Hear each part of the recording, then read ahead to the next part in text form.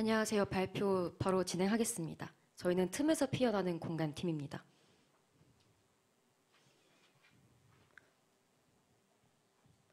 과거 도호쿠 대지진은 한반도의 지층 구조의 변화를 초래하며 이후 지진 발생 횟수와 강도가 급격히 증가했습니다. 이로 인해 경주 지진과 포항 지진 같은 대규모 지진이 발생하면서 한반도가 더 이상 지진 안전국이 아님이 명확해졌습니다. 하지만 현행 내진 설계 법규에는 한계가 있습니다. 1988년 도입된 내진 설계 기준은 개정을 거쳤으나 기준 건축물에는 소급 적용되지 않아 여전히 구조적 위험에 노출되어 있습니다. 특히 내진 설계가 미비했던 경북 지역 중 가장 큰 피해를 입은 포항을 집중적으로 조사하였습니다. 포항 구도심 건축물은 대부분 1980년대에 건축되었으며 무분별한 증축이 이루어졌습니다. 2008년과 2024년 항공사진을 비교한 결과 증축 비율이 약 2배 증가했습니다. 주요 증축 대상은 저층의 상가, 주택, 빌라이며 대부분 불법적으로 진행되었습니다. 기존 건축물에 추가 하중을 부과해 구조적 위험을 가중시키는 요인이 되고 있습니다. 현재 법규는 철거를 요구하지만 현실적으로 모든 불법 증축물을 제거하는 것은 어렵습니다. 따라서 불법 증축이 발생한 원인을 분석하고 해결 방안을 모색해야 합니다. 사례 분석을 위해 2개의 대표적인 건축물을 조사했습니다.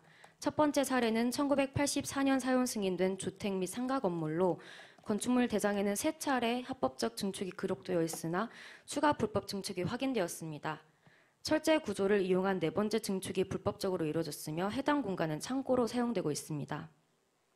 두 번째 사례는 1983년 사용 승인된 주택으로 건축물 대장에는 한 차례의 증축만 기록되어 있으나 재료 분석 결과 3차례 추가 불법 증축이 확인되었습니다. 앞선 사례와 마찬가지로 불법 증축된 공간은 창고로 활용되고 있습니다. 이러한 불법 증축 공간을 유형별로 분류해보면 끼우다, 얹다, 채우다, 덮다 4가지 방식으로 정리할 수 있으며 이는 공간적 필요와 구조적 한계를 반영한 결과입니다. 따라서 안전과 도시 미관을 유지하면서 주민들의 공간적 요구를 충족할 수 있는 해결책이 필요합니다.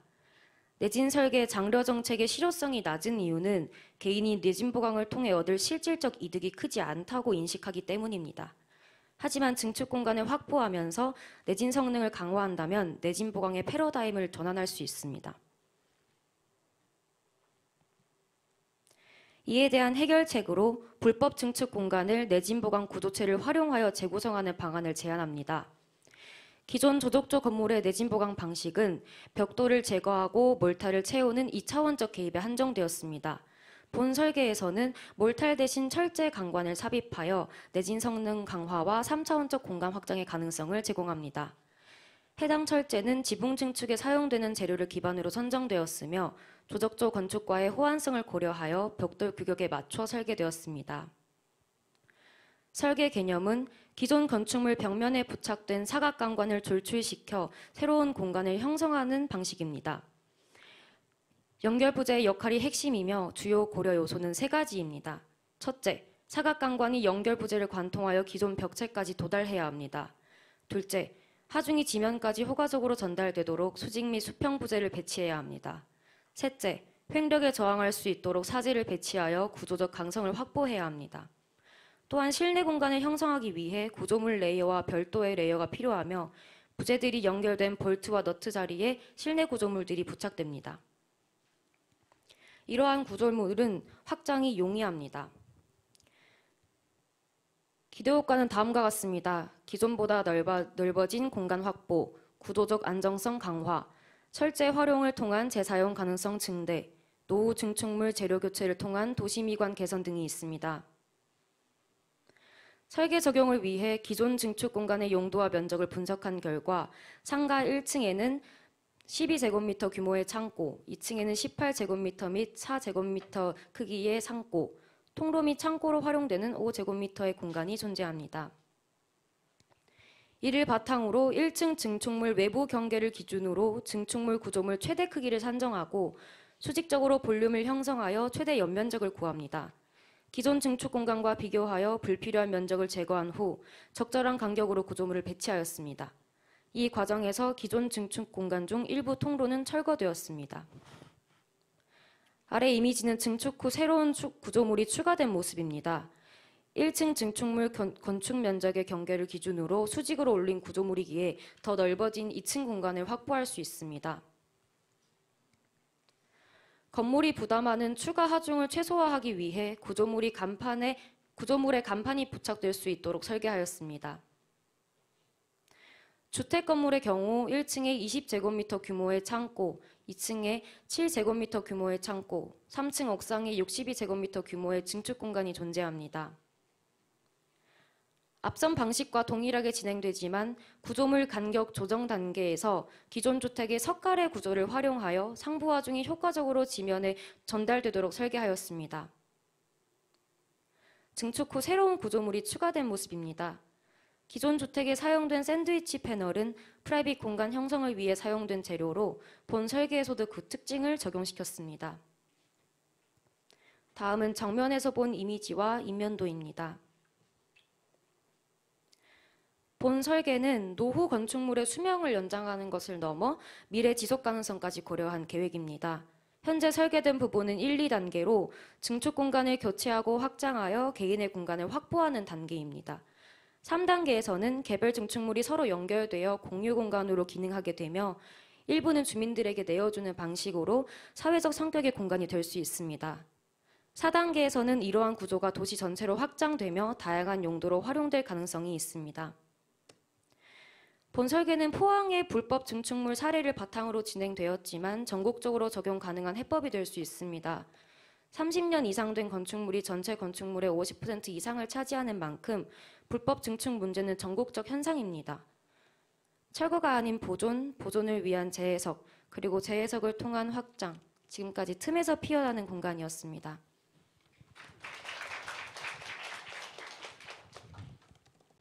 네, 발표 잘 들었습니다.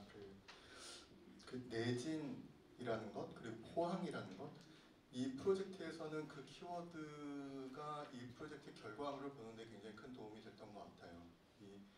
과연 지역이라는 데에서 이 지역의 특성을 어떻게 반영할까라고 했을 때 결과만 딱 봤을 때 왜 이렇게 해석을 했을까라고 하면 포항이라고 하는 어떤 철강이 이용할 수밖에 없는 어떤 지역적 특성이라든지 그런 것들을 반영한 거라고 이해를 했고요. 또 한편으로 이 프로젝트를 보면서 너무 현실적인 거, 그러니까 이게 그 학교의 스튜디오에서 이렇게 제안을 했으면 좀 너의 꿈을 펼쳐봐 라고 이야기를 할 것 같은데 그럼에도 불구하고 굉장히 현실적으로 면밀하게 들여다봤다라는 게 또 이 프로젝트 이 공모전에서 누릴 수 있는 하나의 또 그 좋은 혜택이 아닌가라는 생각을 했습니다. 저는 조금 1차 심사할 때 고민을 했던 부분이 그거였어요. 그러니까 우리 공모전이 과연 아카데미상 시상식일까 아니면 뭔가 예술작품 뭐 이렇게 내는 깐느 영화제 성격이 다르잖아요. 블록버스터 영화나 예술 영화가 다를 텐데 블록버스터는 막 100만만 들어도 적게 들은 거고 망하는 거라면 그 예술 영화는 10만만 그 관객들이 들어도 성공한 영화일 텐데 이 프로젝트는 과연 뭐일까라고 봤을 때 저는 개인적으로 뭐 양수인 소장님은 어떻게 보셨는지 모르겠지만 저는 약간 예술성, 이 현실이 고스란히 이 반영되면서 이 젊은 건축인들이 이 세상을, 이 미래를, 이 지역을 이렇게 보고 있구나라는 부분에서 뭔가 이렇게 따뜻한 시선으로 보게 됐던 프로젝트인 것 같아요. 그리고 그거를 디테일하게 들어가다 보니까 뭐 물론 구조적인 거라든지 뭐 벽돌을 어떤 구조체에서 삽입해가지고 한 부분이라든지 이런 게 구조적인 뭔가 그 확장과 면밀한 컨설팅을 통해 가지고 좀 더 풀어야 될 해석들은 있겠지만 그럼에도 불구하고 이런 어떤 도전적인 모습들이 구체화돼서 나온 거에 대해서는 칭찬을 해주고 싶고요. 그래서 질문 하나는 이 포항이 아니라 뭐 경기도 어느 지역 아니면 서울이다 라고 했을 때 이 비슷한 거에서 어떤 해법을 제시해 볼 수 있을까라는 좀 뭐 사실 조금 불필요한 질문일 수도 있겠지만 어떤 생각이었을까라는 게 궁금해지거든요. 이 팀에 대해서는. 그러니까 그런 고민들을 하셨을 것 같아요. 제가 드렸던 어떤 질문들이 조금 공감되는 부분이 있으셨는지 궁금하고 다른 지역에서의 해법 있을까? 사실 저희는 이제 똑같이 적용될 수 있다고 생각을 하고 있습니다. 애초에 불법 준축물 자체가 그런 메탈 구조로 돼 있어가지고 전체적으로 다 메탈 구조로 가면은 재료의 원래 있던 재료의 그 느낌도 살릴 수 있고 좀 더 강성을 확보해서 구조적으로도 해결할 수 있겠다 싶어서 어느 전국에서나 불법 건축물이 많은 지금 어디서든 될 거라고 저희가 한 게 될 거라고 생각했습니다. 그럼 이 사업을 시작하시면은 전 지역에 비슷한 타이폴로지로 볼 수 있다라는 답인가요? 예, 지금까지는 그렇게 생각하고 있습니다.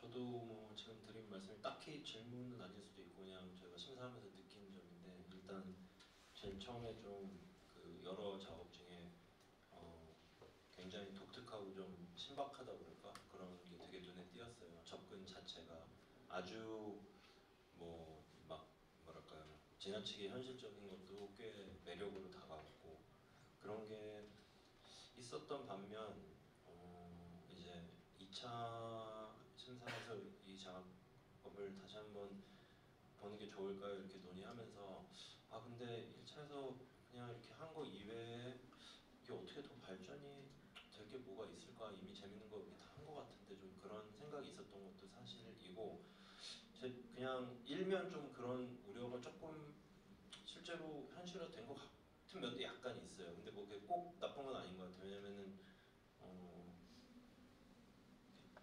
약간 지나치게 명료한 것들은 좀 그런 지점에 갈 수밖에 없는 상황들이 있는 것 같아요.